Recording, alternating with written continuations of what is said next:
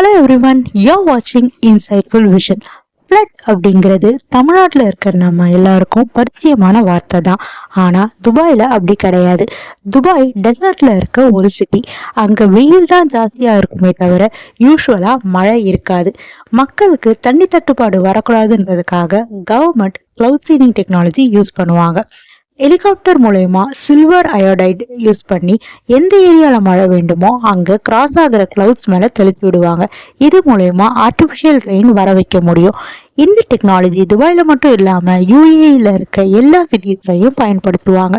இப்போ வந்திருக்க ஃப்ளட்டுக்கு இதுதான் காரணம் அப்படின்னு சொல்றதெல்லாம் கான்ஸ்பிரசி தியரி தான். துபாய் கவர்மெண்ட் இது இயற்கையான மழை தான் சொல்றாங்க.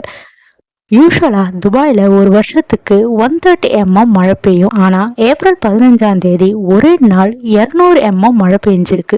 1.5 வருஷம் பெய்ய வேண்டிய மழை ஒரே நாள்ல பெஞ்சிருக்கு. தண்ணி தேங்கி நின்று இருக்கு. பெரிய பில்டிங்ல எல்லாமே டாப் ஃப்ளோர்ல இருந்து கிரவுண்ட் ஃப்ளோருக்கு தண்ணி போறதுக்கான பைப் ரொம்பவே கம்மியா வச்சிருக்காங்க. ஸோ இந்த எதிர்பாராத மழையில இருந்து துபாய் மீண்டு வர இன்னும் சில நாட்கள் ஆகும்.